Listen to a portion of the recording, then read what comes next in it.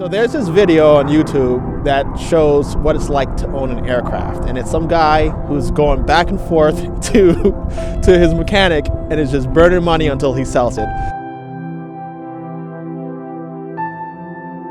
I'll tell you, the experience of owning an older aircraft like this is pretty similar.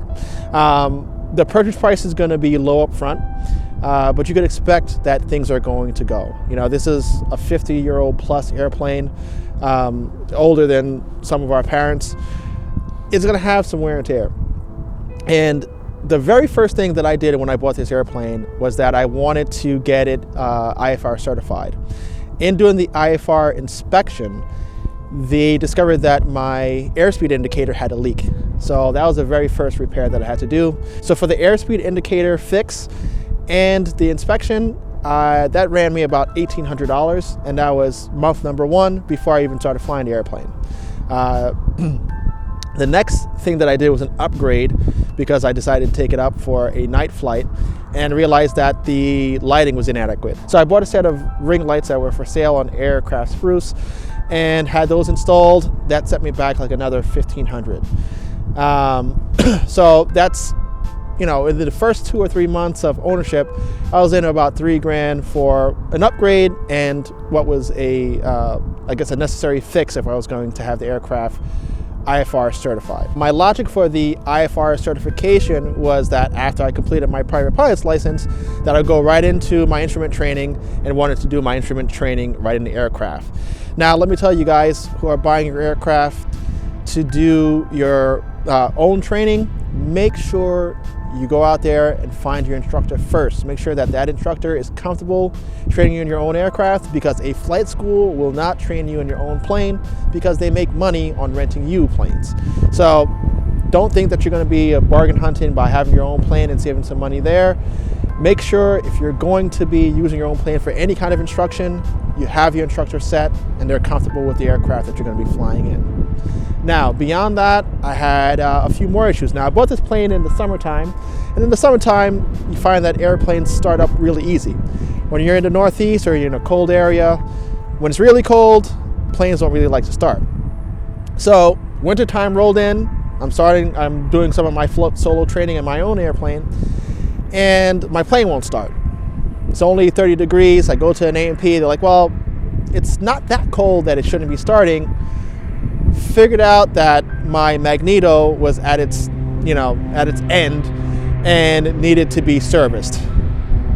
Another $2,000. So after fixing the magnetos, I still had a little bit of trouble starting my aircraft on cold mornings.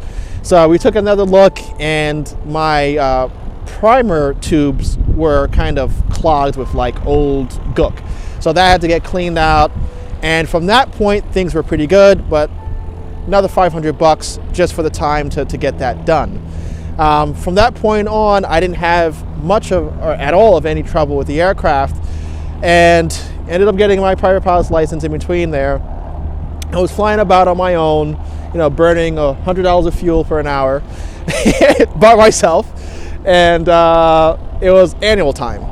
Now, this was going to be my first annual for the aircraft, and I read that it should run me between $1,800 and $2,500 for my annual.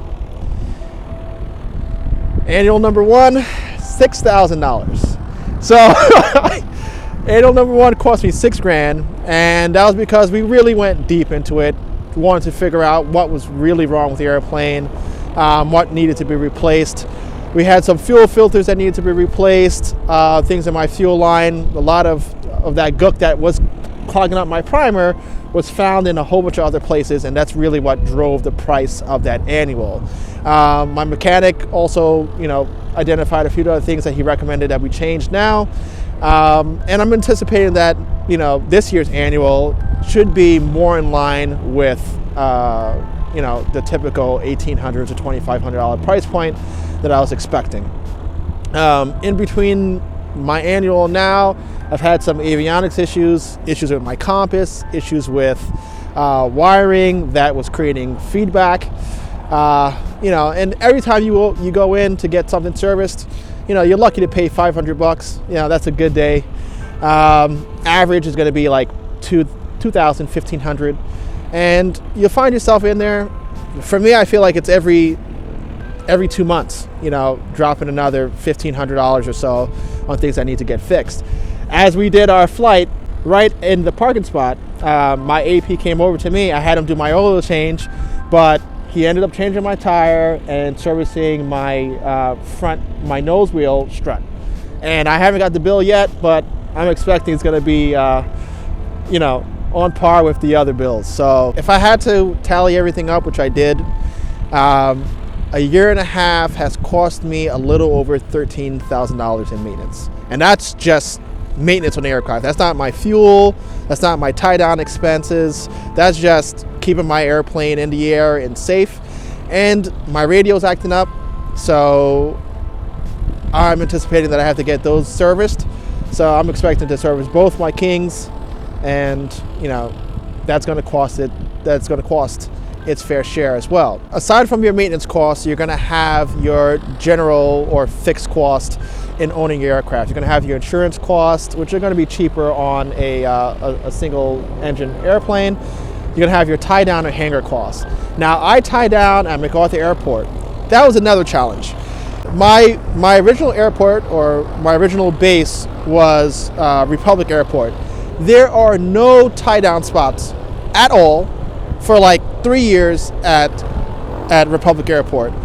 If you can get yourself a tie down there, you're one lucky man, because nobody has a tie down space. So I was left with the decision to leave my plane in the overflow section of Atlantic. So that's where transient pilots come in. They're parked for a day or two. There's no tie downs. You're just chalked out. So I was there for 4 months, paying the daily rate for just having for having my plane parked outside. And I had no choice but to go a little further from my home to MacArthur Airport, which had some tie downs. Now, you have this debate as to, should you hangar or should you tie down? Obviously, if money is not an issue, then you should hangar, because you're going to be out of this direct sunlight, which is going to beat up your paint. You're going to be out of the cold, which is going to be a problem for starting your aircraft in the winter. Airplanes don't like to be cold. So if money is not an object and space is available, obviously hangar is a better way to go. Just like with your car, would you rather it garaged or parked outside? You're going to choose the garage. But with that being said, I really have no problem with my aircraft tied down. It's inexpensive. I'm paying about $150 a month, compared to what a hangar would cost me. If I was in a community hangar, it would cost me $825 a month out here. So I look at that as being relatively cheap. That's a lot cheaper than parking my car in a garage here in New York City. So the tie down is the most affordable option. Now, don't think that I'm trying to talk anybody out of buying an older aircraft, because I would do the same exact thing over again, because it taught me a lot. And there's nothing cooler than saying, I got my own plane. Nothing is cooler than that. I'm able to fly whenever I want. I don't have to worry about rental fees. I just walk up to my aircraft, start it if it starts, and go wherever I want. So, whenever you're looking into buying your own aircraft, just make sure that you're budgeting for the worst case scenarios, and you listen to guys like me who tell you you're going to be pumping money into your plane, because then you're going to budget appropriately. Newer airplanes are going to have, things that come up as well. So maintenance is definitely something to consider. I know that you could get into a good run where your airplane doesn't have many issues for a while. Once you get to that point, things are pretty good.